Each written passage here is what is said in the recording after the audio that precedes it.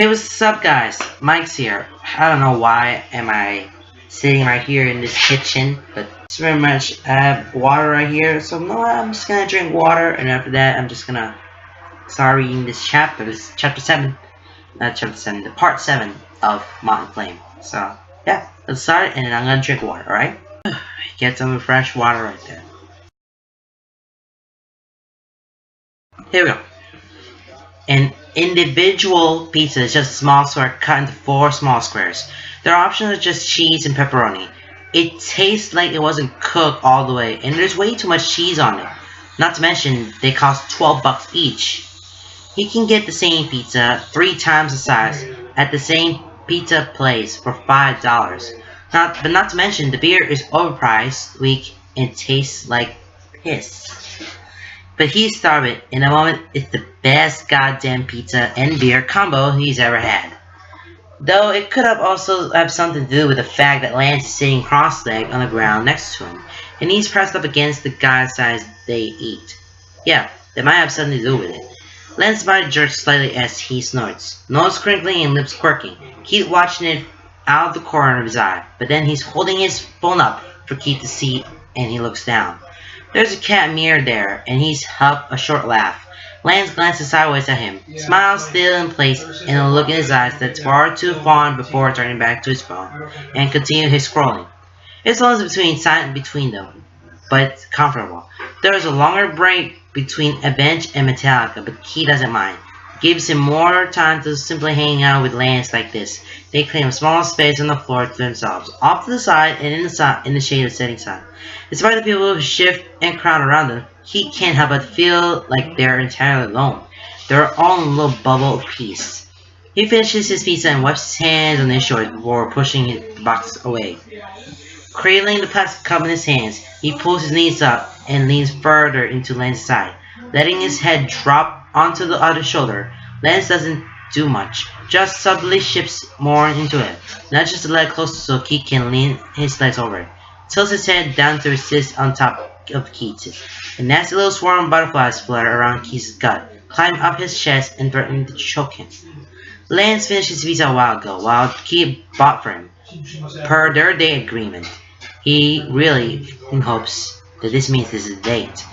A date he wanted to begin with, but chickened out at that last moment. Lance holds his half-empty beer on one knee, the other lazily scrolling whatever app he's on. Keith watches for a while, but there's only so many cat memes he can take before boredom takes over. He finds his eyes drawn downward, tracing the curve of the waves tattooed on the arms he leaned against. He's always wished he could trace those lines, feel the way they curve and float around his forearm, and then it occurs to him that maybe now he can. He shifts his beer into one hand, lifting his other hand to Lance's arm, and does exactly what he'd been wanting to do. Lance's skin is so smooth, warm, and inviting. The blues and whites blend into his arm, standing out just a little beautiful but faded enough to look aged and natural against his bronze skin. He traces up and down his forearm, following the rolls and tides, finding all the small subtle outlines of various water creatures, but Allura has hidden there. He moves up his arm, tracing around the moon just above the crook of his elbow, to scales along his bicep. He lost in the collar of it, in the feel of his arm, in the warmth of him against his side. It takes him a while for him to notice that Lance has stopped scrolling.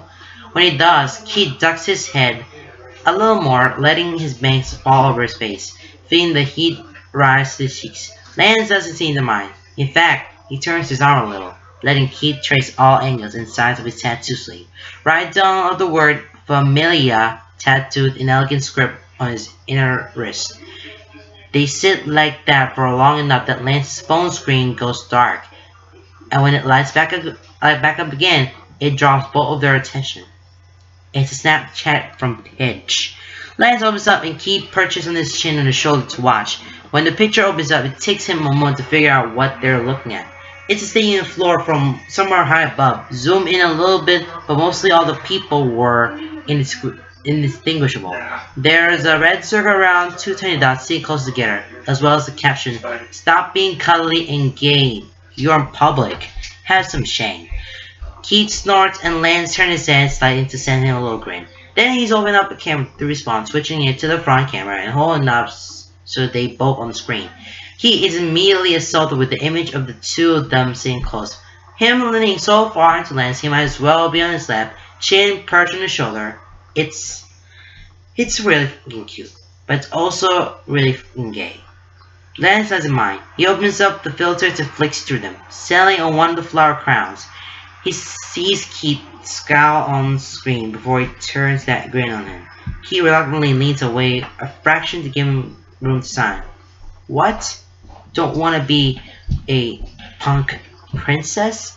He rolls aside and settles his chin back on Lance's shoulder, looking back to the phone.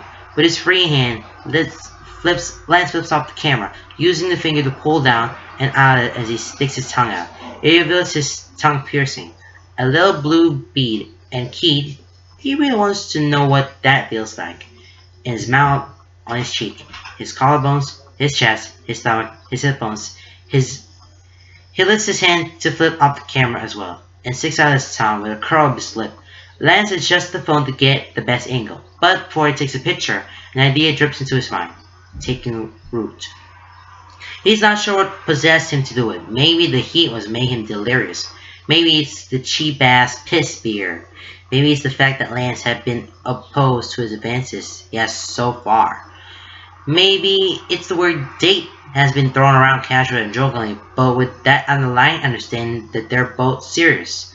Right before Lance takes the picture, Keith lifts his head, still flipping off the camera. He presses his lips to the paw print tattoo on the side of Lance's neck.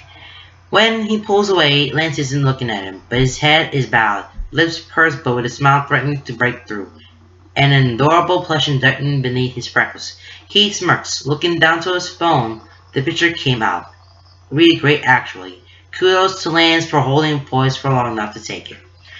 He watches. Lance edits the caption. Can't take the heat, then get out of the sun. Keith props his chin back on Lance's shoulder, humming softly before saying, send that to me. Lance tilts his head to look at him. Eyebrows raising question, two little piercings glinting in the sun. Keith looks back down, hiding his face as he shrugs. It's cute. I want to keep it. Lance offers him his phone, and Keith takes it, tapping his Snapchat name and adding himself on Lance's phone before sending the picture to himself in pitch. He's about to hand the phone back when another idea hits him. He closes Snapchat and opens up Lance's content before adding himself in there too. He hands the phone back with his new content information open. Lance is still several moments.